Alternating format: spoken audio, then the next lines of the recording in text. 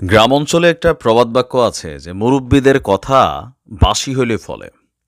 দর্শক, Russia Ukraine যুদ্ধের সর্বশেষ আপডেট থাকছে আমাদের আজকের এই দিনে। আর ঈদের এই দিনে যারা পুতিন ভক্ত আছেন, আপনাদের জন্য একটা ভালো সংবাদ আছে।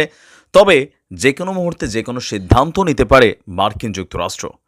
দর্শক, রাশিয়ার লাগাতার হামলার মুখে এক ধরনের কোণঠাসা হয়ে আছে ইউক্রেনের সেনাবাহিনী প্লাস ইউক্রেন প্রেসিডেন্ট জেলেনস্কি। যুদ্ধটা শুরুর দিকে লুহানেস্ক এবং ডনেস্ক প্রদেশের জন্য এই যুদ্ধ শুরু হলেও যতই দিন যাচ্ছে পুতিন কাকু লাগামহীন। একের পর এক ইউক্রেনের ভূমি দখলই করে যাচ্ছে। বিশেষ করে যখন বীর এবং ইসাল যুদ্ধ শুরু হলো, তখন পশ্চিমা শক্তিদের টোটালি মনোনিবেশটা এখন এই মুহূর্তে ইসালের পক্ষে যখন কাজ করছে, সেই সুযোগে অস্ত্র সংকট, লোকবল সংকট, সেনাবাহিনীতে বিদ্রোহ, দেশের মানুষের বিক্ষোভের মুখে পড়ে অনেকটা দিশাগ্রস্ত হারা হয়ে গেছে ইউক্রেন প্রেসিডেন্ট জেলেনস্কি। আপনার বলা হচ্ছে দেশের পূর্বাঞ্চলীয় খার্কিভ শহরে রাশিয়ার ব্যাপক আক্রমণ বেড়ে চলছে। জেলেনস্কি নিজে সেই অবস্থা পর্যবেক্ষণ করতে সেখানে গিয়েছিলেন। আর এর পরপরই জার্মানির বিল্ড এবং অন্যান্য কয়েকটি গণমাধ্যমের সঙ্গে দেওয়া সাক্ষাৎকারে মার্কিন যুক্তরাষ্ট্রের প্রতি তার যে ক্ষোভ আছেন সেটা আরও একটু উগরে দিয়েছেন। পাশাপাশি পশ্চিমা শক্তিদের প্রতিও নিজের অসহায়ত্বের কথা এবং তাদের প্রতি গোস্বার কথা অনেকটা জানান দিলেন জেলি। তিনি বলছেন, মিত্র দেশগুলোর কাছে এমন কিছু অস্ত্র আছে যা ইউক্রেনের অস্তিত্বের খাতিরে এখনই প্রয়োজন, কিন্তু কেন সেই অস্ত্র ইউক্রেনের হাতে তুলে দিচ্ছে না মিত্ররা, তা তিনি নিজে বুঝতে পারছেন না। বিশেষ করে এয়ার ডিফেন্স সিস্টেম এবং গোলা বারুদের অভাব নিয়ে তিনি ক্ষোভ প্রকাশ করে বলছেন যে জার্মানির কাছ থেকে দূরপাল্লার টাউরুস ক্ষেপণাস্ত্র পাওয়ার জন্য অপেক্ষা করছে Ukraine. German chancellor Olaf Scholz সেই সম্ভাবনা নাকচ করে দিচ্ছেন। জার্মানির স্প্রিঙ্গার মিডিয়ার সঙ্গে সাক্ষাৎকারে জেরি বলছেন, সম্ভবত রাশিয়ার প্রেসিডেন্ট পুতিনের পারমাণবিক অস্ত্র প্রয়োগের হুমকির কারণেই জার্মান চ্যান্সেলর সোলজ সেই দেশের সবচেয়ে শক্তিশালী অস্ত্র ইউক্রেনকে দিতে ভয় পাচ্ছেন।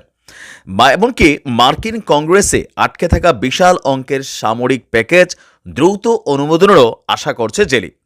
প্রেসিডেন্ট ট্রাম্পকে তিনি সফরের আমন্ত্রণ জানিয়েছেন, যা তিনি গ্রহণও করেছেন। খুব শীঘ্রই ট্রাম্প আসতে যাচ্ছে ইউক্রেনে, তবে সেই সফরের কোনো দিনক্ষণ স্থির করা হয়নি। জেলি ট্রাম্পের শান্তি প্রস্তাব সম্পর্কে সংশয় প্রকাশ করেছেন। পশ্চিমা জগতের কাছ থেকে আধুনিক অস্ত্র পেলে তিনি যুদ্ধক্ষেত্রে রাশিয়াকে পরাজিত করার জন্য যথেষ্ট আত্মবিশ্বাসী।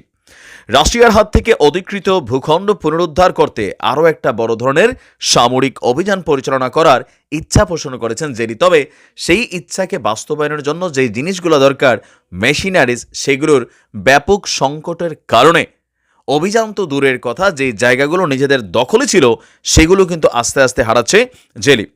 অপরদিকে আপনার ন্যাটোর ভবিষ্যৎ এবং অন্যান্য বিষয়কে নিয়েও একটা প্রশ্ন তুলেছেন জেলি, যে আজকে যদি পুতিনের কাছে ইউক্রেন হারিয়ে যায়, তাহলে বিশ্বজুড়ে ন্যাটোর যে প্রভাব আছে, ন্যাটোর যে গ্রহণযোগ্যতা আছে, অথবা মার্কিন যুক্তরাষ্ট্র সহ পশ্চিমাদের যে মরুলিপানার ভূমিকাটা আছে, সেইটাই কিন্তু সবার আগে প্রশ্নের সম্মুখীন হয়ে যাবে। কারণ ইউক্রেনের হার মানে ইউক্রেনের হার হিসেবে দেখতে চাচ্ছে না জেলি।